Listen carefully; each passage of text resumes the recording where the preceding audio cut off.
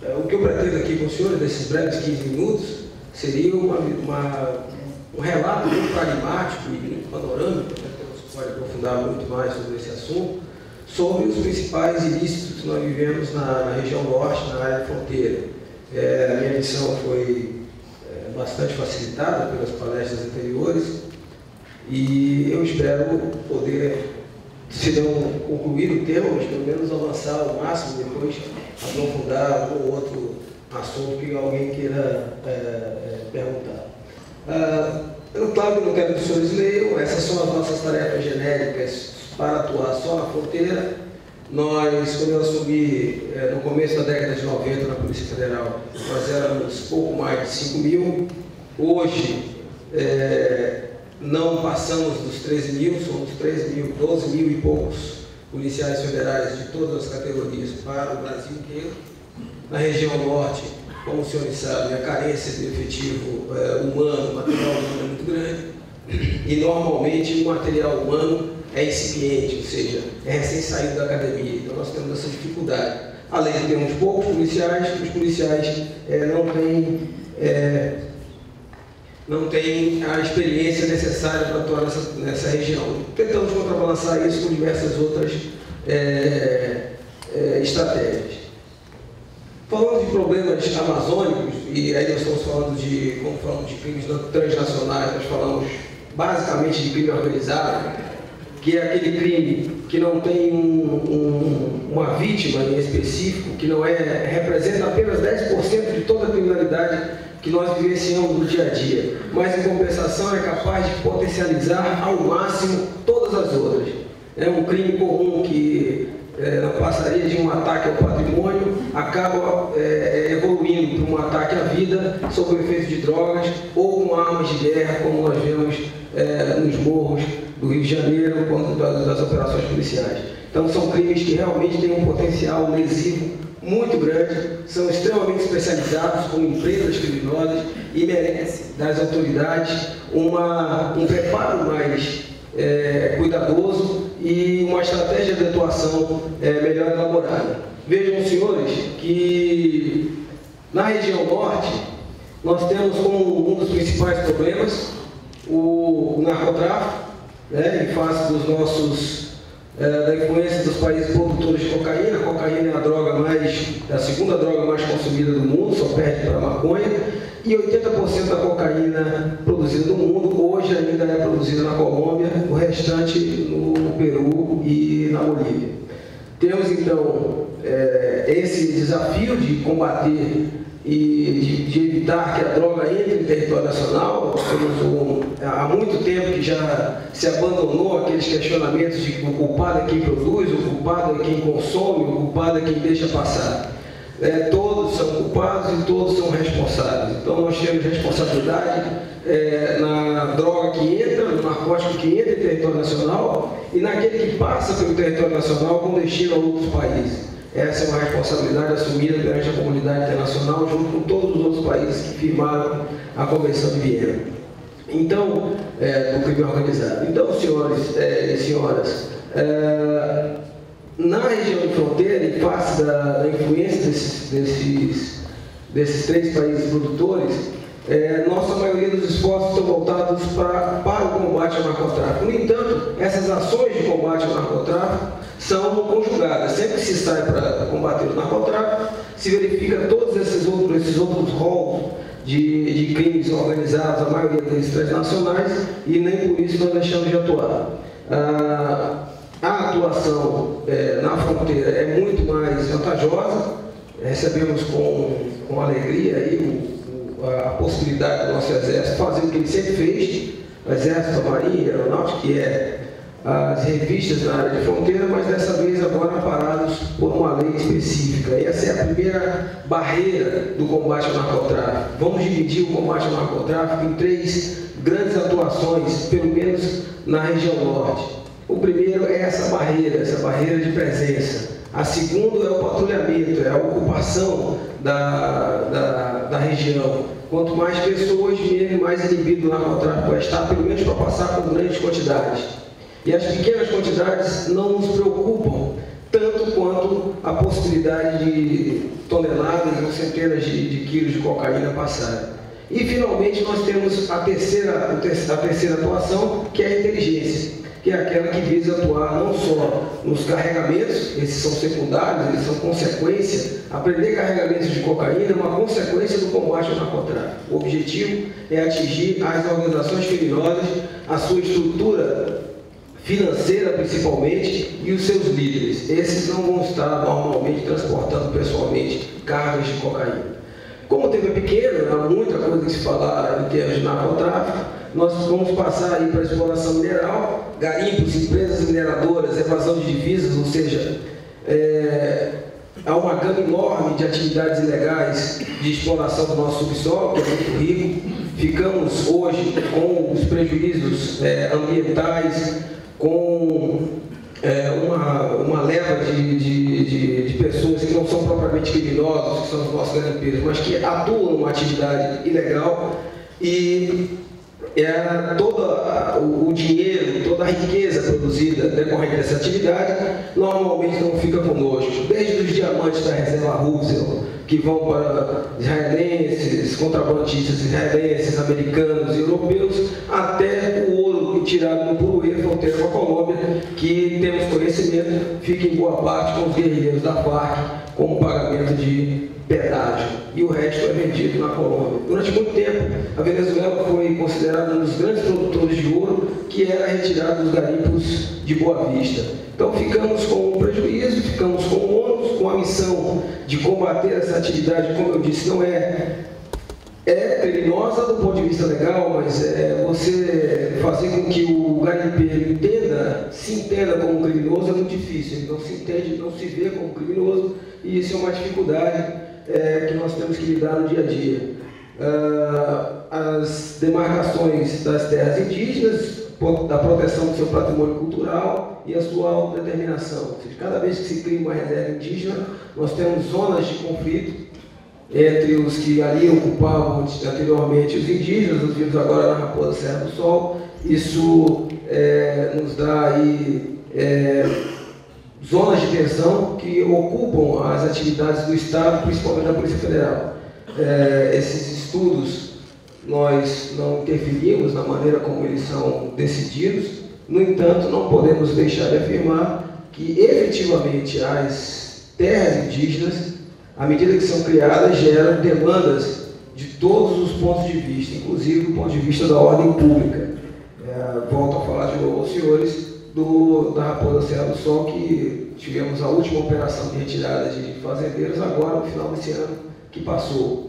A do Javari, até hoje nós temos problemas para manter fora a população não índia, que ocupou aquelas terras durante muitos anos e de uma hora para outra teve que mudar para Atalaia do Norte, Benjamin Constant, Tabatinga, sem ter uma atividade lícita para se ocupar. Então, o que eles fizeram? Continuaram fazendo o que sempre souberam fazer, tirando madeira, caçando, pescando, e em alguns casos, quando não havia isso, traficando, servindo de mula para o tráfico. Certo? Então, temos essa preocupação. Agora nós estamos vivenciando uma questão que está surgindo no Alto Solimões, uma reunião de algumas aldeias em torno de uma milícia que eles se autodenominam Polícia Indígena do Alto Solimões, PIASSOL. Tem um estatuto militarizado, com cargos militares e uniformes, e estão usando da força para aplicar uma lei própria. Nós estamos movendo para cada caso concreto, nós estamos tornando um inquérito policial, mas isso é uma questão que tem que ser resolvida pelos órgãos de proteção dos direitos indígenas, pelo Estado brasileiro. Uma questão que foge à competência simples da Polícia Federal. O extrativismo, como eu falei, senhores, a extração de madeira continua, porque não foi dado. Enquanto o homem amazônico não se desenvolver, a criminalidade vai ocorrer sempre. Ele vai buscar sua sobrevivência, e aí convencê-lo de que ele deve manter a floresta, a fauna e a flora é uma atividade quase que impossível. Então, madeireiros, pescadores, caçadores e seringueiros, pelos motivos que eu falei anteriormente, são um problema amazônico. Organizações governamentais como o nosso palestrante anterior já havia dito, existem ONGs e ONGs e cada país tem as ONGs que merece, né? Nós, nesse país, temos, pelo menos na região norte, um número muito grande de ONGs, um número maior ainda de ONGs ilegais, que não estão devidamente registradas, e algumas cometendo crime e outras cometendo um serviço relevante para o país. A missão do Estado, a missão da Polícia Federal é apurar e levar ao conhecimento do Judiciário aquelas que estão cometendo crime e prestar, na medida do possível, o apoio àquelas que realizam um serviço relevante para o Estado, um serviço onde o Estado normalmente não está, como bem disse o general Marco Aurélio. O financiamento externo e os objetivos não sempre lícitos das ONGs preocupam a Polícia Federal. Mas é interessante afirmar que nós não temos ingerência nesse controle e nesse acompanhamento, até porque não temos conhecimento técnico para manter sob controle e acompanhamento todas as ONGs, as 6.000, 7.000 ONGs que funcionam no território nacional.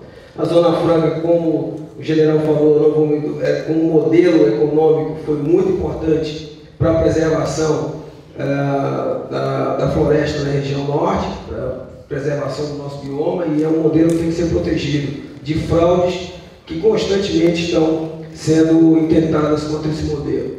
Nós temos o terrorismo, interessante dizer que dentro do país não tem terrorismo, mas nós temos terrorismo em volta, em próximo à fronteira. Uma questão interessante é que agora, com essas campanhas contra a Farc e o Plano Colômbia, há uma possibilidade muito grande de que cada frente dessas Farc, que já hoje atuam na narco-guerrilha, ou seja, atuam ligadas à criminalidade, num futuro próximo, com o avanço das ações, possam se tornar quadrilhas de criminosos mesmo, dedicados a todo tipo de criminalidade e sem as limitações táticas que a Farc imprime hoje, ou seja, não é por outro motivo que nós não vemos homens armados aqui, mas percebemos a movimentação desses guerrilheiros em território nacional. Fizemos uma operação recente, a Rio Solimões, que identificamos membros da Farc atuando diretamente no narcotráfico em território nacional.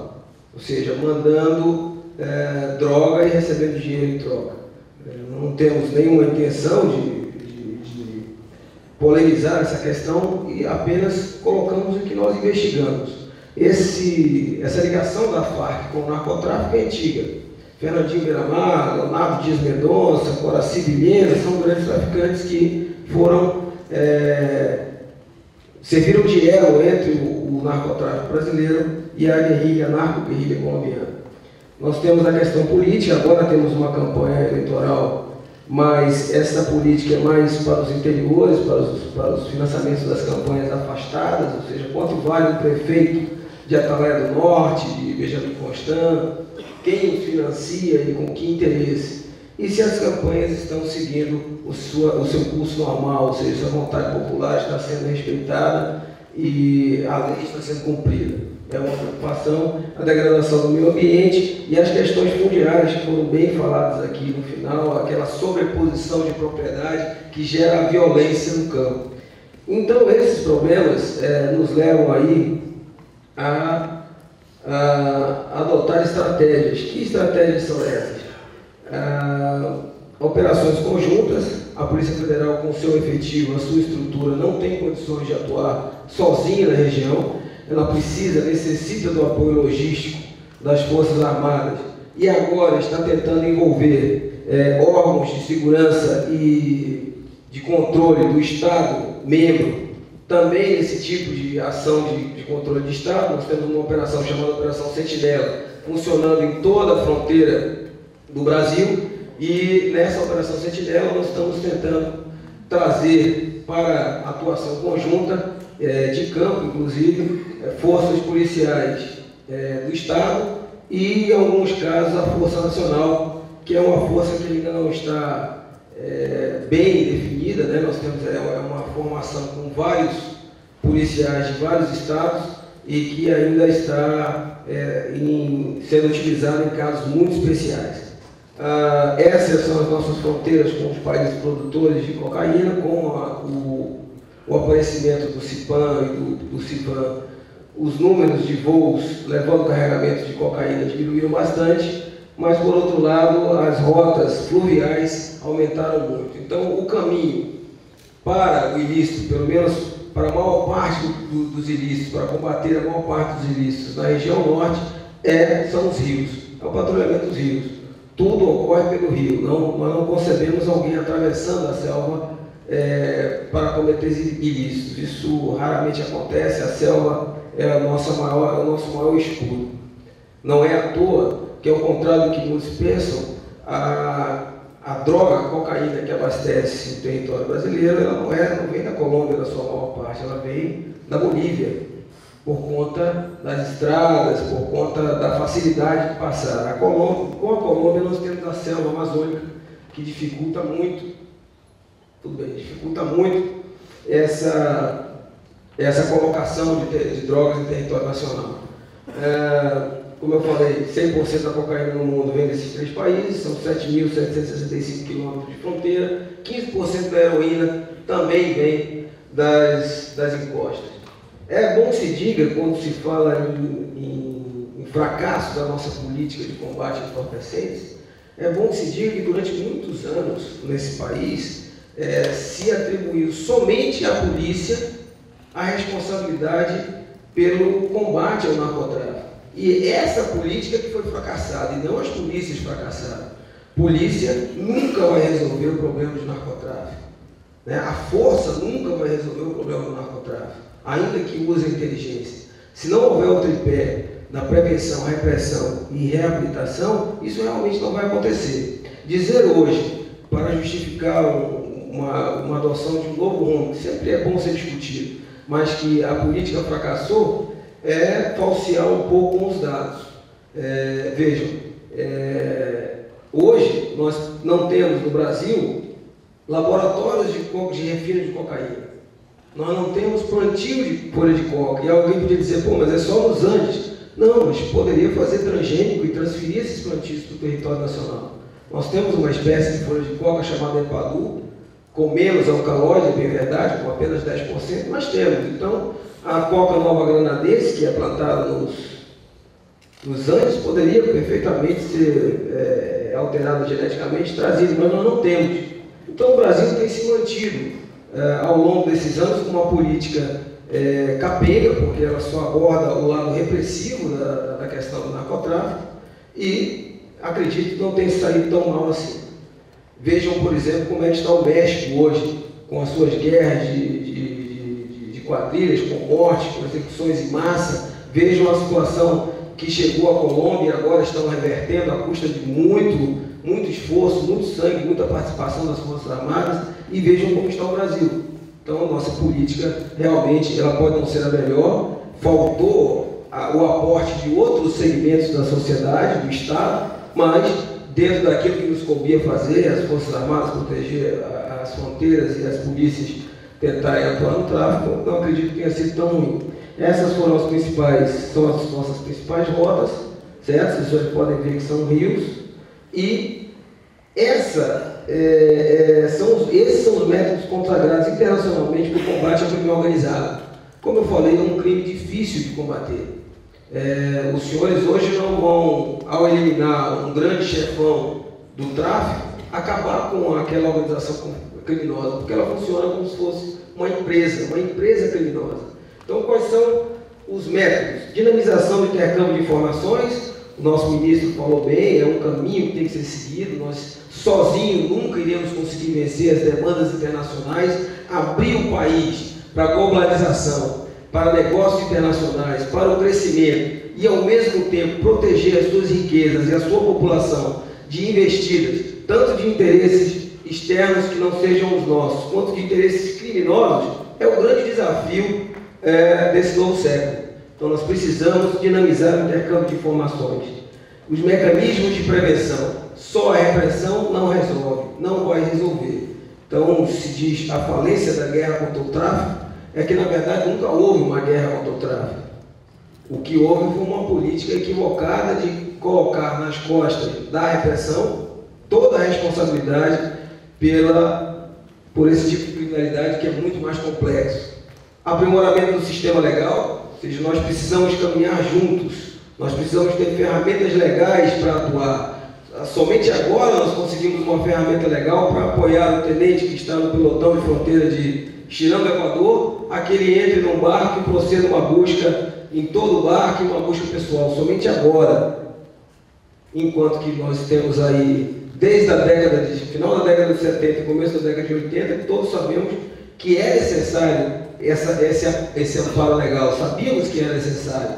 Então nós precisamos do aprimoramento do sistema legal, e não só o nosso, mas dos nossos países vizinhos. Nós não podemos caminhar a passos a mais na frente, como por exemplo, hoje a Bolívia não tem uma lei de monitoração telefônica.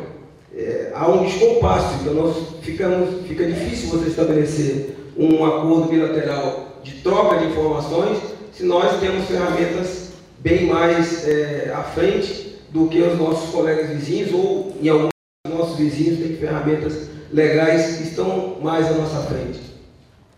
Mas já andamos muito, nós no Brasil andamos muito nessa questão das ferramentas legais. Especialização das entidades envolvidas ao combate à macrocriminalidade é específico, é difícil e é caro combater o crime organizado. Então tem que haver um treinamento específico, tem que haver intercâmbio de informações, como eu já falei, inclusive intercâmbio dessas especializações.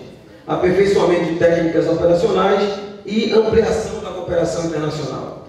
Temos feito alguns acordos bilaterais, mas como o nosso ministro falou, na verdade, na hora de operacionalizar esses acordos, nós temos encontrado dificuldades de todos os tipos, dificuldades logísticas, dificuldades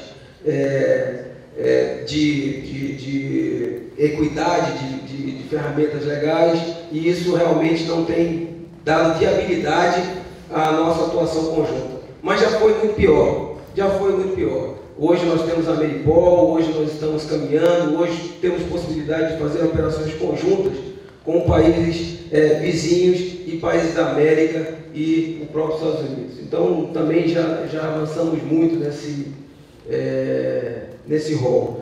De sorte, senhores, que combater a criminalidade organizada, como eu tenho falado aqui, não é uma atividade fácil, e combater a criminalidade organizada na região norte, em que tudo é caro, tudo é demorado, tudo é difícil, é muito mais complicado, muito mais complexo. A atuação nessa região, desde a adequação dos equipamentos até encontrar o perfil adequado do policial para atuar ali, é uma dificuldade muito grande. Estamos hoje investindo no projeto do veículo aéreo não tripulado e em outras ferramentas tecnológicas que possam nos dar suporte para compensar minimamente essa falta de efetivo. Mas a palavra-chave, eu acredito, e para fechar os meus 15 minutos, que eu acho que já esgotaram, seria a atuação conjunta. Uma força só não tem capacidade, por maior que seja, de atender todas as demandas dos ilícitos internacionais, dos ilícitos transnacionais na nossa fronteira, que é enorme, que é imensa. Então, precisamos atuar de forma conjunta, integrada, otimizando meios e aproveitando o que cada um tem de melhor para enfrentar o que eu falei no começo, esse grande desafio do século XXI, que é abrir as nossas fronteiras para o que há de bom e, ao mesmo tempo, proteger as nossas riquezas e a nossa população do crime organizado e de interesses externos e escusos. Muito obrigado.